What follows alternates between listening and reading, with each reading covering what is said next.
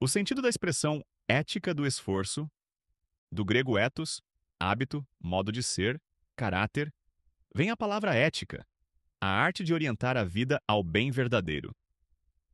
Do latim esfortiare, tornar-se forte para fora, deriva o termo esforço, a mobilização interior diante da resistência.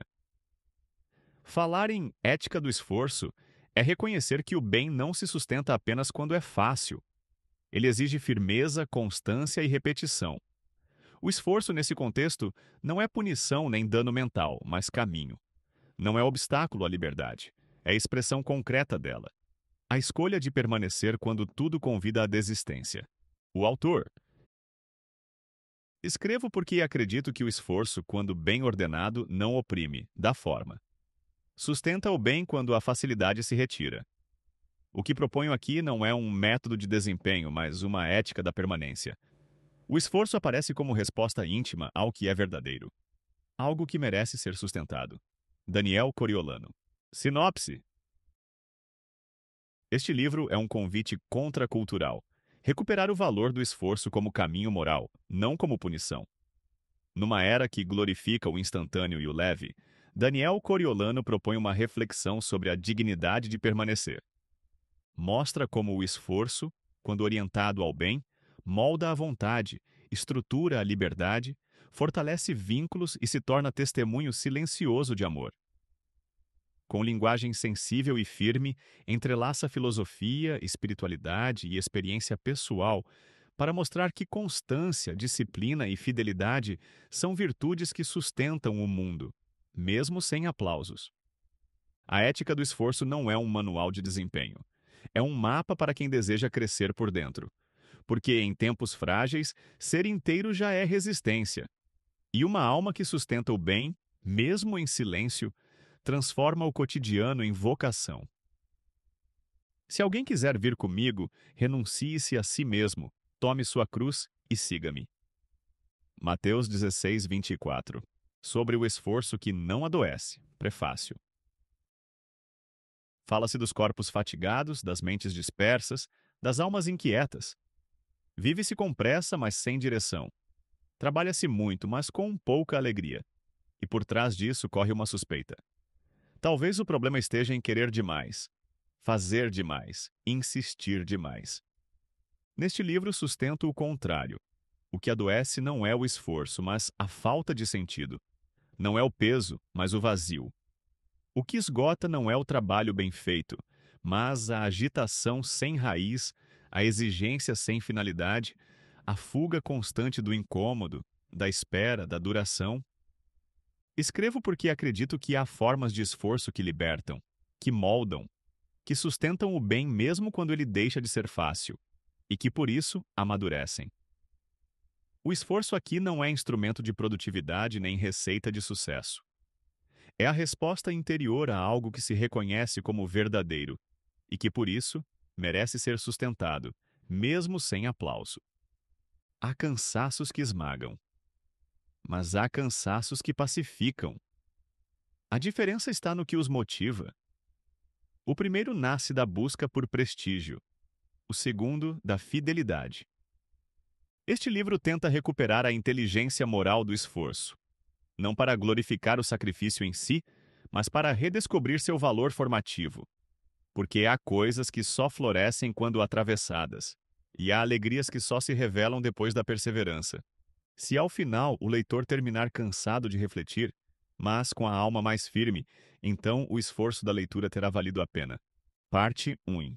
A cultura do desconforto evitado. 1. O culto à facilidade. Neste tempo em que tudo precisa ser leve, instantâneo e recompensador, o esforço tornou-se suspeito. A repetição virou sinônimo de atraso. A lentidão passou a ser vista como falha. E qualquer experiência que exija paciência ou persistência parece uma violação do suposto direito à leveza contínua. A cultura do consumo, das redes sociais e da comunicação instantânea reforça esse cenário. Basta um toque para conseguir, outro para cancelar. A própria linguagem se adaptou. Resolva em poucos cliques, sem esforço, sem sair de casa. A promessa é sempre a de um bem sem peso. de um resultado sem caminho, de um fim sem processo. E aos poucos, habituamo-nos a evitar tudo o que incomoda, mesmo que seja necessário. Esse condicionamento invisível infiltra-se na maneira como lidamos com quase tudo: estudos, relacionamentos, trabalho, vida interior. Queremos soluções sem espera, vínculos sem exigência, formação sem renúncia. A dificuldade tornou-se um escândalo, algo que não deveria acontecer. O culto à facilidade é uma preferência moderna, mas, sobretudo, é uma ética desviada. Ele molda costumes e forma consciências. Educa para o abandono precoce, para a desistência elegante e para a troca constante. A dificuldade hoje é interpretada como um erro de percurso, não como parte legítima dele. Mas nem tudo que cansa está errado. Nem tudo que exige é injusto. Há pesos que educam. Há resistências que revelam. Há caminhos que só podem ser compreendidos quando não são contornados. E há virtudes que só nascem quando as atitudes permanecem, mesmo quando tudo parece convidar à fuga. Quando a facilidade se torna critério, a alma empobrece. Evita-se o desconforto, mas também se impede a maturação. Formam-se pessoas ágeis, mas frágeis, dispostas a tudo, desde que seja rápido, intermitentes em tudo, especialmente nas promessas. O resultado é uma geração preparada para começar bem, mas não para continuar. Isso não é apenas um traço de época, é um risco formativo. Um adolescente que troca de esporte, de hobby ou de projeto, sempre que há frustração, começa a internalizar a ideia de que qualquer dificuldade é sinal de erro, quando muitas vezes é justamente o contrário.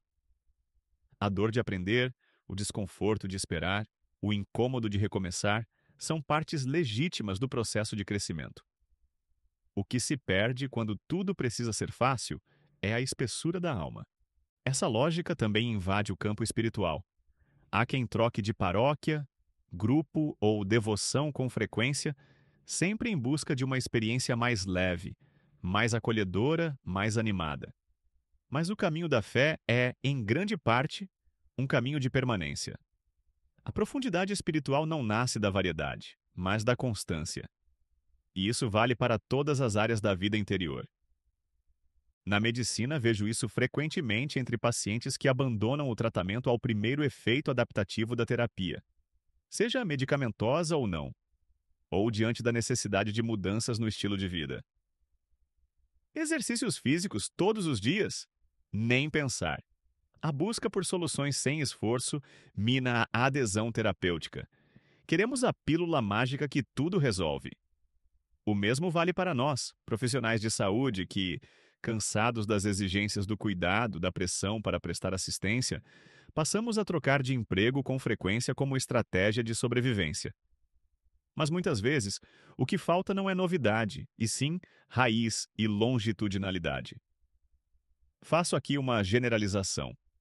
Não me refiro a você, colega, que precisou deixar seu posto de trabalho por ameaça à integridade física, diante de um ambiente marcado pela violência e excessiva pressão assistencial.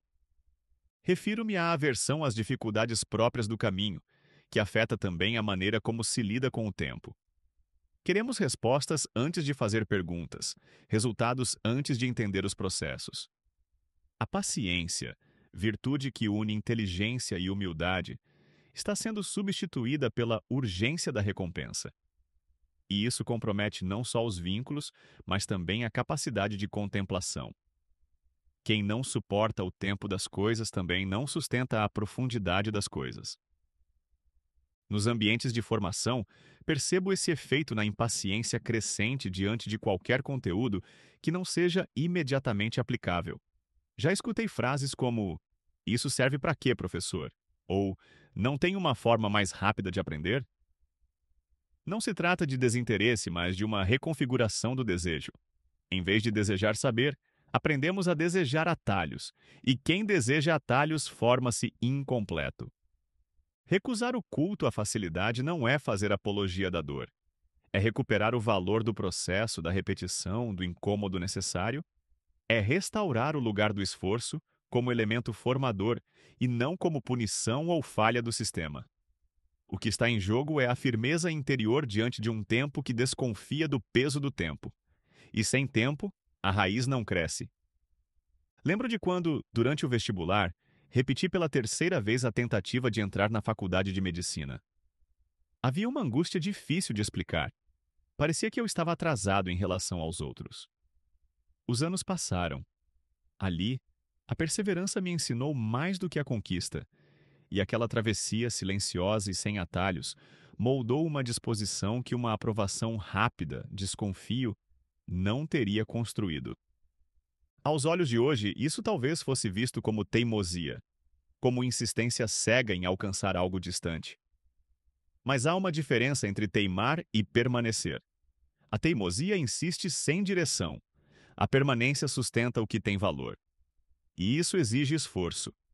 Hoje, quando vejo tantos frustrando-se ao primeiro sinal de dificuldade, seja num curso, num relacionamento ou num trabalho, reconheço os traços dessa cultura, mas também reconheço a urgência de resistir a ela. Porque toda vida com sentido exigirá, em algum momento, um caminho que não será fácil.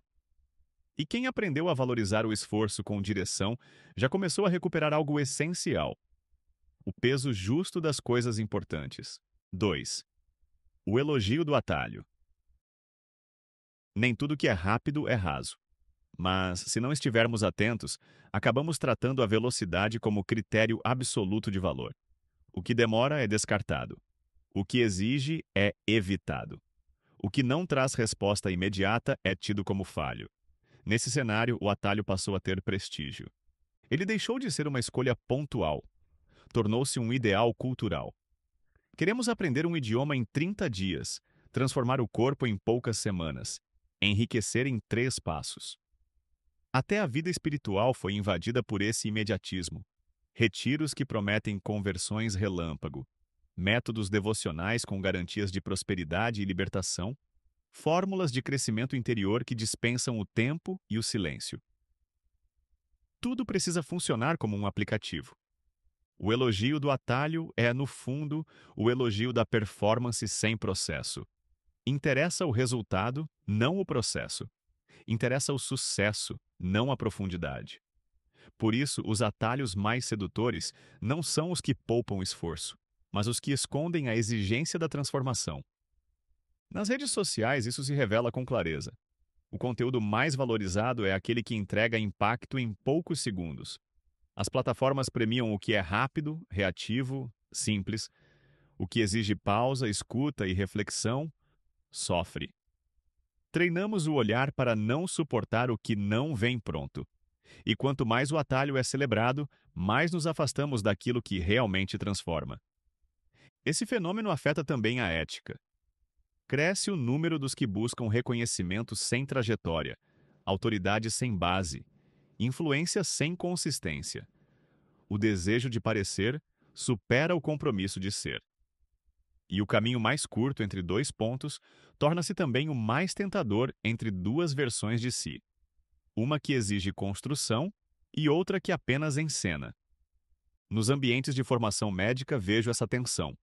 Alunos que desejam dominar condutas clínicas sem compreender as bases. Profissionais que buscam cursos de atualização sem tempo para maturação. Não se trata de preguiça, é o espírito do tempo. Rápido, funcional, ansioso por resultado. O risco, porém, é formar não médicos, mas operadores de protocolo. E isso se torna grave quando o cuidado exige mais que procedimento. Exige presença. Escuta. Humanidade. O elogio ao atalho é, no fundo, uma negação do tempo como mestre. E quem recusa o tempo perde o senso da maturação. Não se trata de romantizar processos longos, nem de repetir padrões antigos. Trata-se de reconhecer que o que vale a pena exige atravessamento. A vida não é um aplicativo. O amor não é instantâneo. O saber não se transfere como um arquivo. A alma humana não se forma em alta velocidade. No consultório, há dias em que o paciente não melhora, em que o sintoma insiste, em que o prognóstico não acompanha a esperança. Mas é nesses dias que se revela a diferença entre quem foi formado e quem apenas foi instruído. O médico que aprendeu a suportar o tempo, a dor, o silêncio, tem algo a oferecer. Porque não buscou atalhos para si, porque não fez do cuidado um caminho abreviado para o prestígio. Essa lógica se infiltra até mesmo nas relações. Pulamos de conversa em conversa, de ambiente em ambiente, sem tempo para vínculo. As amizades tornam-se utilitárias, as relações, transacionais. O tempo deixa de ser expressão de presença e passa a ser obstáculo. E quem não suporta a demora, também não suporta a intimidade. Resistir ao atalho não é fazer apologia da lentidão, é defender a integridade.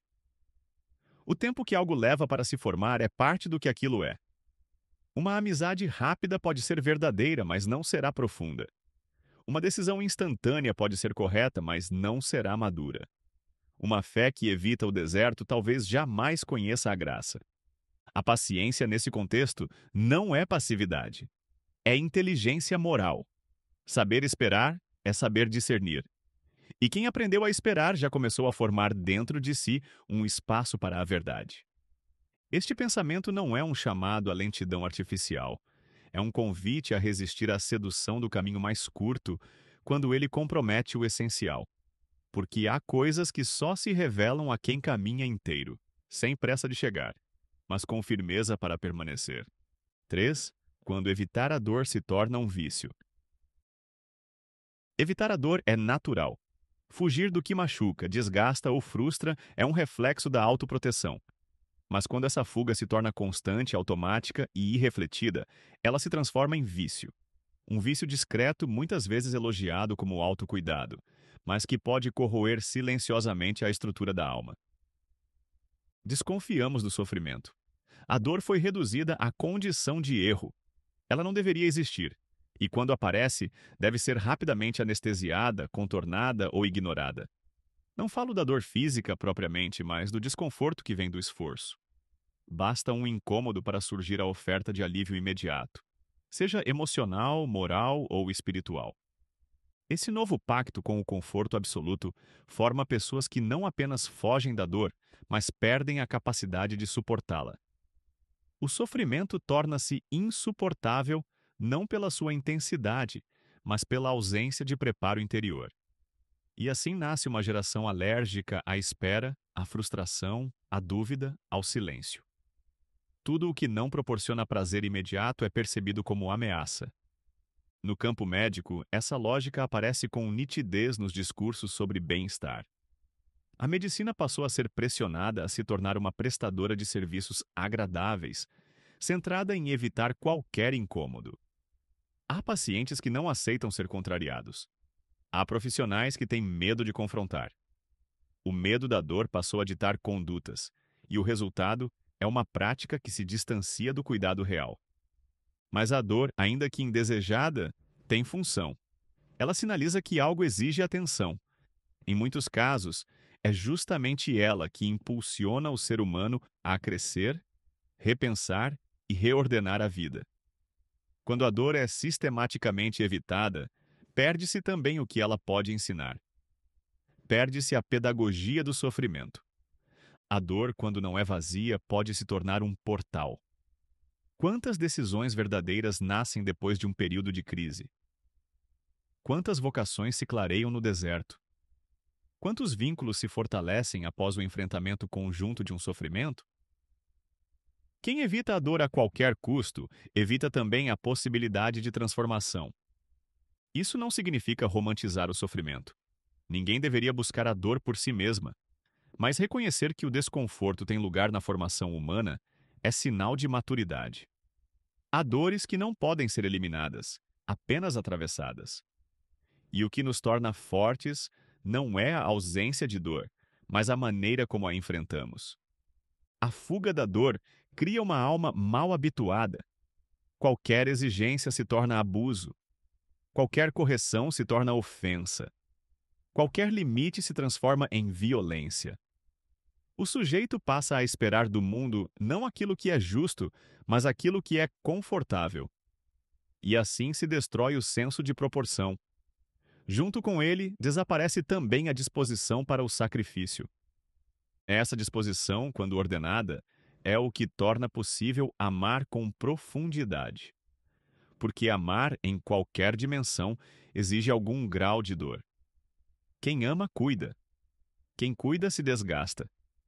E quem se desgasta por amor conhece uma alegria que o prazer imediato jamais poderá oferecer. A dor, nesse caso, não é sinal de erro, mas consequência da entrega. No cotidiano, vejo como essa lógica de evitar a dor se infiltra nas pequenas decisões. Uma mãe que cede diante de qualquer birra para evitar o choro. Um professor que evita corrigir para não gerar atrito. Um casal que prefere o silêncio à conversa difícil. Em todos esses casos, o que parece paz é apenas um adiamento. A dor que se evita hoje se acumula e retorna com juros. Reaprender a lidar com a dor não é impor um tempo de insensibilidade. É recuperar a fortaleza como virtude. Fortaleza não é dureza, é firmeza interior. É a capacidade de permanecer quando o caminho se estreita. É não desistir diante do que fere, quando aquilo que fere também pode curar. Evitar a dor como princípio absoluto não protege a vida, empobrece. Porque uma vida sem dor não é possível. E uma vida sem sentido, sim. É isso que está em risco, o sentido. Quando tudo precisa ser leve, a vida perde peso. E sem peso, como já vimos, nada se enraiza. Por isso é preciso retomar uma pergunta essencial. O que essa dor está pedindo de mim? Nem toda dor deve ser suportada. Algumas pedem mudança. Outras exigem enfrentamento. Outras ainda pedem apenas paciência. Mas todas têm algo a dizer. E quem aprendeu a escutá-las, mesmo em silêncio, já começou a sair do vício da fuga. A dor só se torna formativa quando se permanece nela tempo suficiente para escutar o que ela revela. E isso exige coragem. Não para sofrer mais, mas para não escapar antes da hora. Parte 2. A reabilitação do esforço. Quarto, o esforço que orienta a vontade ao bem. A vontade humana não é um impulso cego nem uma força puramente instintiva. É uma faculdade moral que pode ser educada, fortalecida, corrompida ou redimida. O esforço, nesse contexto, não é um castigo pelo caminho difícil, mas o modo concreto de ordenar essa vontade ao que é bom. Dizer sim ao bem nem sempre é fácil. A vontade, mesmo sabendo o que deve fazer, muitas vezes hesita. Há dias em que ela se cansa, há momentos em que se distrai, há contextos em que se fragmenta. E o que a reorienta, o que a sustenta, é o esforço. Não como força bruta, mas como decisão firme de fazer o que é certo, mesmo quando o desejo flutua. Quando deixada solta, a vontade tende a se apegar ao que é mais imediato, mais fácil, mais confortável. Mas, quando treinada pela repetição do bem, pela constância das escolhas corretas, pelo exercício diário da fidelidade, ela se torna uma aliada da verdade. O esforço, nesse cenário, faz a ponte entre o que se sabe e o que se vive. Educar a vontade é uma tarefa lenta. Não há atalhos. Muitas vezes é preciso fazer o bem sem gosto, sem ânimo, sem visibilidade. Isso soa contraditório, mas há um tipo de maturidade que só nasce quando se faz o bem mesmo sem vontade. E ao fazê-lo, a vontade é moldada. Lembro de uma paciente idosa que cuidava sozinha do marido acamado há anos. O trabalho era exaustivo, diário, sem descanso. Perguntei a ela certo dia como conseguia manter aquela rotina. Ela respondeu algo que não recordo, mas expressarei aqui o que assimilei. No começo eu fazia por amor. Hoje eu continuo fazendo pelo mesmo amor, mas ele se tornou mais concreto. É decisão, não sentimento. Aquela mulher havia educado a própria vontade. O esforço se tornara a forma concreta daquele amor. A tradição moral cristã sempre reconheceu a centralidade da vontade. Santo Tomás de Aquino ensina que a liberdade não está em escolher qualquer coisa, mas em escolher o bem. Essa liberdade se fortalece na medida em que a vontade é habituada a ordenar-se corretamente. Isso exige disciplina, renúncia, perseverança. E todas essas coisas custam. O esforço não é um obstáculo à liberdade. É sua guarda. Sem esforço, a vontade se perde nos caprichos da sensibilidade. Com esforço, ela se torna capaz de sustentar o bem mesmo quando ele não atrai. Por isso, não basta saber o que é certo. É preciso fazer. E fazer mesmo quando não se tem vontade. É justamente aí que a vontade está sendo formada. Na formação de estudantes de medicina, isso se torna evidente. Os melhores não são os que sempre demonstram entusiasmo, mas os que aprenderam a repetir o certo com fidelidade. O gesto técnico, o olhar atento, o cuidado ético, tudo isso se torna virtude quando passa da exceção à regra, do impulso ao hábito. E esse trânsito exige esforço. Isso vale para a vida interior. A oração diária, a vigilância sobre os pensamentos, a renúncia às vaidades, tudo isso só se sustenta pelo esforço. Há dias em que rezar parece árido, em que fazer o bem parece inútil, em que seguir o caminho reto parece exaustivo. Mas é justamente nesses dias que a vontade se fortalece. O esforço, então, se torna oração em forma de fidelidade. Há quem diga que viver assim é artificial, que fazer o bem sem vontade é falsidade. Mas o contrário é verdadeiro. Quando só se faz o bem por desejo, a sensibilidade se torna senhora. A liberdade verdadeira aparece quando a vontade faz o que é certo, mesmo quando tudo ao redor convida ao contrário. E isso só se alcança com esforço. Educar a vontade é, no fim, educar para a verdade. É ensinar o coração a amar o que é bom, mesmo quando não é fácil. Esse aprendizado não é automático. É fruto de escolhas reiteradas, de quedas enfrentadas, de recomeços diários. O esforço nesse caminho é como o martelo do escultor. Não é a obra, mas é o que permite que ela aconteça. Quem se habitua ao esforço torna-se mais livre, mais fiel, mais inteiro. E quem evita o esforço pode até experimentar mais prazer, mas dificilmente conhecerá a paz de estar onde se deve estar, fazendo o que se deve fazer. Porque é aí que a vontade, enfim, repousa no bem. E o esforço deixa de ser peso. Passa a ser uma forma de amor. Quinta disciplina. A forma visível da liberdade interior. Disciplina é uma palavra que perdeu prestígio em ambientes em que exaltam, em excesso, a flexibilidade, a criatividade e a espontaneidade. Ela passou a soar como rigidez, controle ou limitação. Mas isso revela uma incompreensão. A disciplina não é o oposto da liberdade. Ela é sua guardiã. É a forma visível da liberdade interior, porque só é realmente livre quem consegue sustentar o bem ao qual se propôs. A ideia de liberdade parece ter sido reduzida à capacidade de escolher qualquer coisa a qualquer momento. Mas a verdadeira liberdade não está em fazer tudo, e sim em fazer o que é certo com constância. E constância exige forma, exige repetição, exige estrutura, exige disciplina. A disciplina oferece uma moldura ao que importa. É ela que torna possível a continuidade das decisões boas. Sem disciplina, toda intenção se dilui. Toda meta vira impulso. Toda fidelidade se perde na oscilação dos desejos. A disciplina é o que permite que o amor, a fé, a vocação e até o pensamento sobrevivam ao tempo. Não é raro encontrar pessoas sinceras, bem-intencionadas que não conseguem permanecer em nada. Começam bem, mas se dispersam. Desejam o bem, mas não o sustentam. Têm bons projetos, mas não os finalizam. Não é falta de fé nem de talento. É ausência de forma. E onde não há forma, o conteúdo se perde. Na vida espiritual, isso se revela com clareza. Muitos querem rezar mais, crescer interiormente, viver com profundidade. Mas sem ritmo, sem uma ordem mínima, tudo se torna eventual. E o que é eventual dificilmente transforma. A disciplina nesse campo não é frieza, é fecundidade. O hábito de rezar mesmo sem vontade, de escutar mesmo sem entender, de servir mesmo sem recompensa.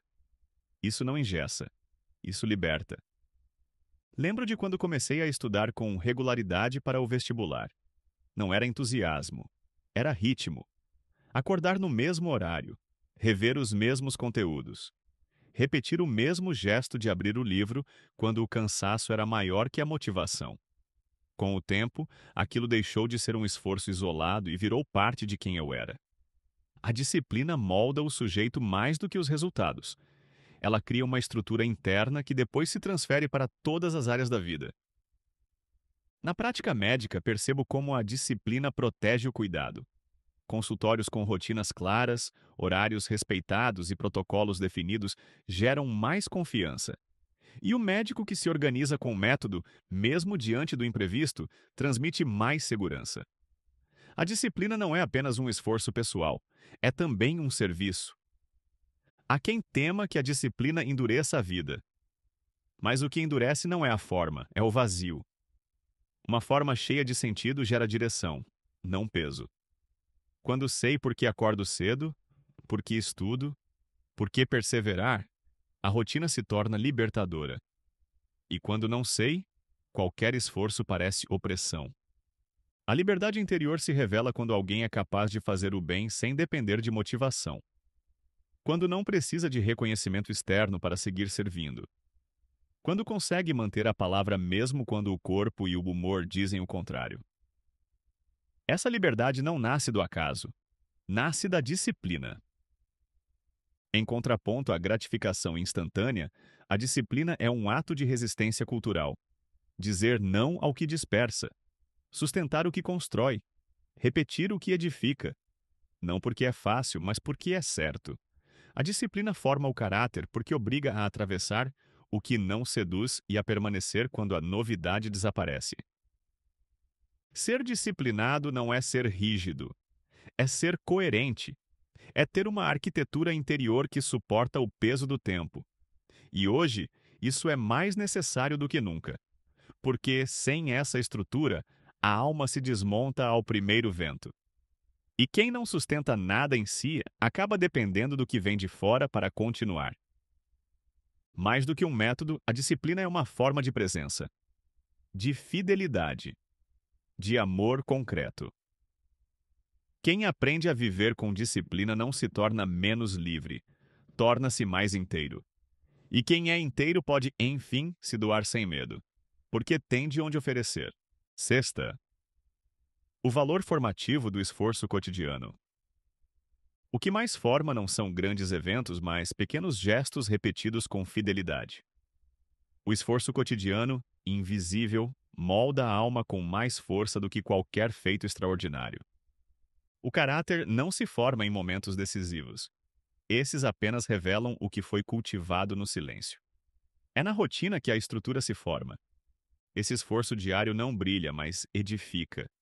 Levantar cedo, escutar, manter a palavra, cumprir promessas, acolher limites. Tudo isso exige esforço. E tudo isso forma. Na família, os filhos aprendem pelo que vem. Um pai que lê, reza, cumpre o que promete, ensina mais do que discursos. Uma mãe que insiste na paciência oferece base afetiva e moral. A repetição amorosa do bem é pedagógica. Na vida profissional vale o mesmo. O médico que atende bem o último paciente, o professor que prepara aulas com zelo, o profissional que cuida dos bastidores. Todos sustentam o que importa. O cotidiano é campo de formação da liberdade. É nele que se age bem sem cobrança, se é fiel sem fiscalização. E isso revela integridade. Esperar condições ideais para agir impede a prontidão. O esforço diário ensina a fazer o bem com o que se tem. Isso amadurece. Lembro de uma funcionária da saúde que chegava cedo, preparava tudo com zelo, sem ninguém ver. Seu gesto silencioso criava acolhimento real. Era esforço fiel. E isso bastava. O esforço cotidiano protege contra o auto-engano. Não basta a intenção. É a repetição do bem que forma o caráter. Na vida interior, os santos se santificaram por pequenas fidelidades. Oração mesmo com distração, caridade sem testemunhas. Isso atravessa o tempo. O esforço do dia a dia é uma escola, exige perseverança, mas entrega coerência, enraizamento e integridade. É o que fazemos todos os dias que revela quem somos. Sustentar o bem mesmo sem vontade, sem aplauso, sem plateia, isso forma uma alma firme, capaz de permanecer. Parte 3. O esforço como testemunho. 7. Perseverar quando tudo grita desista. Há momentos em que o esforço parece não fazer mais sentido, em que tudo ao redor, as circunstâncias, os resultados, as vozes internas, começa a sussurrar ou até a gritar que o melhor seria parar. A perseverança, nesse contexto, não é um gesto automático. É um combate interior e, mais ainda, uma forma concreta de esperança. A de que o bem continua valioso, mesmo quando deixa de ser fácil. Perseverar não é continuar por inércia, é continuar por decisão. É um ato de liberdade, não de passividade. É o que distingue o firme do teimoso, o fiel do obstinado. O teimoso insiste sem escuta. O obstinado resiste por orgulho. O perseverante permanece por amor. Amor ao que é certo, ao que foi prometido, ao que ainda não floresceu. No cuidado com os outros, isso se revela com força. Quantas vezes o professor repete a mesma lição, consciente de que poucos ouvirão? Quantas vezes o pai ou a mãe sustentam a presença silenciosa diante da indiferença ou do cansaço? Essa perseverança não é obstinação, é testemunho. Lembro de um colega de profissão, médico de família, que visitava semanalmente um paciente em cuidados paliativos, antigamente chamado de paciente terminal, mesmo quando já não havia conduta a alterar que resultasse em mudança de expectativa de vida. Ele não ia por protocolo, mas por fidelidade. E essa presença, ao final, foi o que mais sustentou aquela família. Porque há momentos em que a perseverança consola. A cultura do imediatismo nos ensina que, se algo é difícil por muito tempo, deve estar errado. Isso resultou numa geração que troca de caminho com frequência, sempre em busca de um solo mais fácil. Mas há plantas que só florescem após muito tempo de raízes invisíveis. E há colheitas que só acontecem para quem não abandonou a terra quando ela parecia estéril. Perseverar não significa se anular. Há abandonos que são necessários, rupturas que protegem, mudanças que salvam. Mas, quando o chamado é legítimo, quando a vocação foi discernida, quando a promessa foi feita com consciência, então a perseverança se torna um ato de amor. Um amor maduro, sem aplauso, sem emoção constante, mas profundamente verdadeiro. Na vida espiritual, isso é ainda mais claro. Há períodos de aridez em que a oração parece sem sentido, a liturgia parece repetitiva e a fé parece ter perdido a luz. Nesses momentos, perseverar é confiar mais na fidelidade de Deus do que na própria sensibilidade. É permanecer, não por sentir, mas por crer. E essa forma de perseverança purifica, transforma a fé em decisão, não em sensação. A vida cotidiana está cheia desses momentos. O trabalho que cansa, o casamento que entra em fase de silêncio, o projeto que demora a dar frutos. Nessas horas, perseverar é resistir à tentação do brilho e reencontrar sentido na profundidade. É ficar, não por falta de opção, mas por fidelidade ao que se escolheu quando tudo era claro, e que continua sendo certo mesmo quando tudo parece escuro. Essa fidelidade no escuro é uma das formas mais belas do esforço. Porque não depende de resultado nem de estímulo externo. Ela nasce da coerência interior e forma um tipo de força que não se vê, mas sustenta o mundo. Quem persevera se torna ponto de apoio para os outros. Referência silenciosa de que é possível continuar, de que vale a pena atravessar o cansaço, de que há um sentido mais profundo do que o prazer imediato. E isso transforma não só quem permanece, mas todos ao redor. Perseverar quando tudo grita desista não é negar a realidade. É afirmar com o corpo e com o tempo que ainda existem coisas que valem o esforço. E que permanecer é muitas vezes uma forma madura de amar. Oitavos. Os silenciosos que sustentam o mundo. Há pessoas que não aparecem, que não têm holofotes, nem seguidores, nem cargos de destaque. Vivem à margem da visibilidade, mas não da relevância real. São elas que, muitas vezes, sustentam o mundo com seus gestos discretos, sua constância não celebrada, seu amor sem plateia. A cultura valoriza o impacto. O que não reverbera nas redes, o que não viraliza, o que não gera curtidas, parece inútil. Mas a alma humana não se forma apenas por grandes influências. Ela também é moldada pelo contato com os fiéis do cotidiano, aqueles que mantêm acesa a luz do bem mesmo quando ninguém vê. Penso nas avós que rezam silenciosamente por suas famílias, e a minha fez muito isso por mim. Nos cuidadores que acompanham os doentes dia após dia, sem reconhecimento. Nos professores que ensinam com paciência alunos que não escutam. Nos agentes de pastoral que preparam tudo antes e arrumam tudo depois. Nos profissionais que executam tarefas essenciais sem jamais serem notados. Essas pessoas não ocupam manchetes, mas sem elas, a vida desmorona. Esses silenciosos não são passivos, são firmes. Não buscam esconder-se, mas também não mendigam atenção. Fazem o que precisa ser feito. Ao fazê-lo, ensinam uma grandeza que resiste ao tempo: a fidelidade. Nos hospitais sempre me impressionaram os profissionais da limpeza. Entram nos quartos com respeito, trabalham em silêncio, mantêm um ambiente de cuidado sem jamais serem reconhecidos como parte da equipe de saúde. Mas são, porque a dignidade do espaço também faz parte da cura. E, sem esses gestos anônimos, o sistema ruiria. No interior das casas, a lógica se repete. A rotina invisível das mães que lavam, dobram, cozinham, organizam, sem nunca parar, é o que estrutura o cotidiano de muitos lares. E isso vale também para os pais que trabalham em silêncio para sustentar o que não dizem em palavras. Há um tipo de amor que se manifesta no silêncio constante da presença, e ele forma mais do que discursos eloquentes. Esses silenciosos sustentam o mundo porque não agem por vaidade, agem por sentido, e por isso são livres. Sua ação não depende de aplauso. Sua presença não precisa ser validada. Eles sabem o que precisa ser feito e fazem. Mesmo cansados, mesmo invisíveis, mesmo sozinhos. Existem os santos que viveram escondidos, cumprindo sua missão no ordinário e formaram gerações pela fidelidade cotidiana. No céu é possível que brilhem mais do que muitas pessoas que foram aclamadas em vida. Porque a santidade não se mede por alcance, mede-se por coerência. Muitos dos que o mundo ignora são, na verdade, colunas ocultas da história. Eles não fizeram barulho global, mas sustentaram o bem quando ele estava prestes a ruir.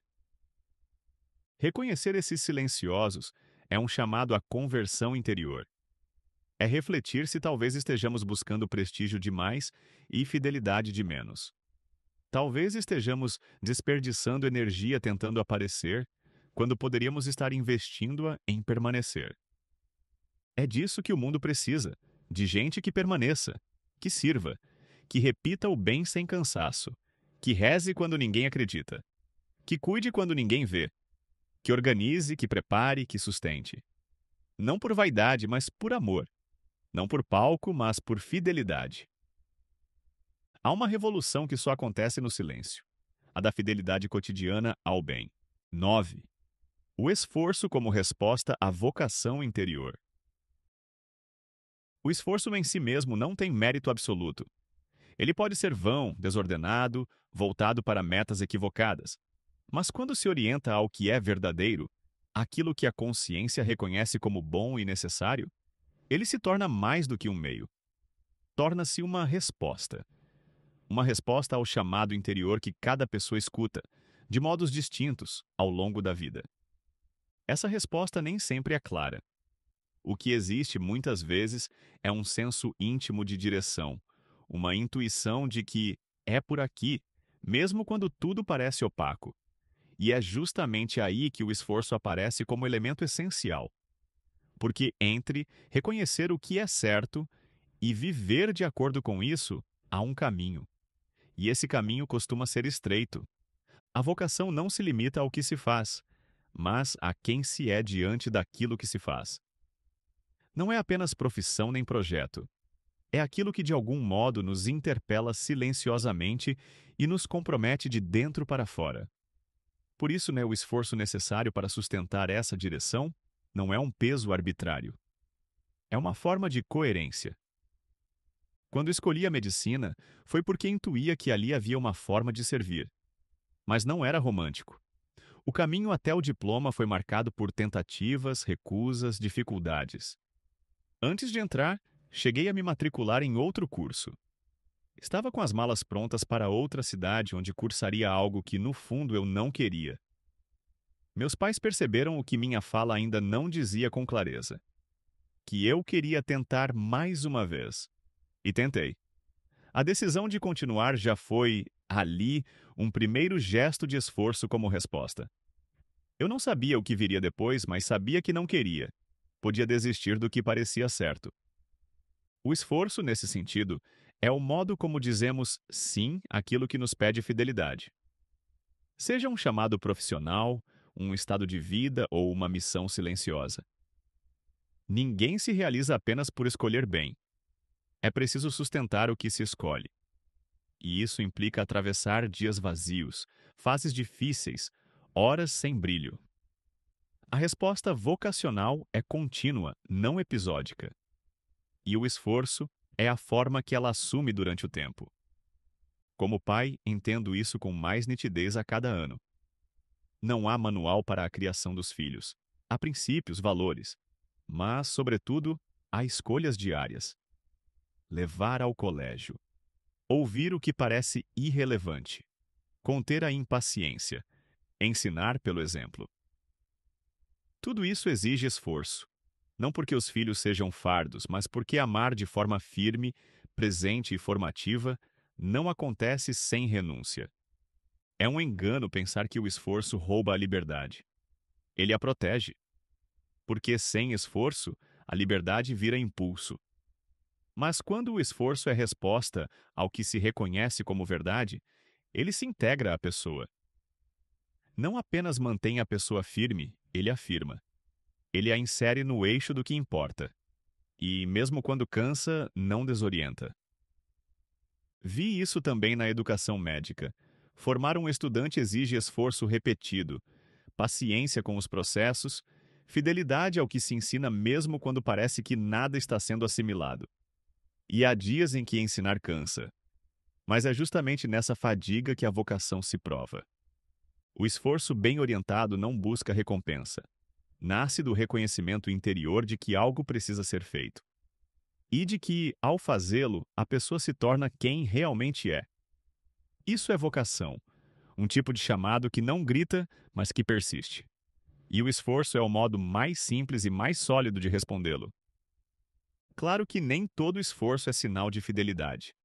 Há quem se esforce pelo que é vão, por vaidade ou por medo de mudar. Por isso, é necessário discernimento. O esforço vocacional não gera exaustão amarga, mas maturação interior. Ele não aliena, mas integra. Ele cansa, sim, mas esse cansaço tem gosto de sentido. Quando olho para os momentos mais exigentes da minha trajetória, nos estudos, na clínica, na paternidade ou na fé, vejo que o que me sustentou não foi o entusiasmo, mas a decisão de continuar. E, em algumas ocasiões em que desisti, reconheço hoje que errei. E a decisão, sempre renovada, era uma forma de dizer: ainda estou aqui porque isso me chama. Mesmo sem sinais, mesmo sem garantias. Apenas com a convicção de que é por ali. Essa convicção não anula o sofrimento. Há vocações que ferem. Há fidelidades que doem. Mas há paz no meio da dor. Porque a alma sabe que não está onde está por acaso. Há uma alegria singela que só experimenta quem continua mesmo quando tudo grita: pare. Esse esforço, ao final, não é sobre produtividade nem sobre mérito.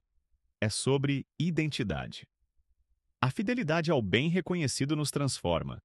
Molda o modo como olhamos para o mundo, como tratamos os outros, como sustentamos as responsabilidades.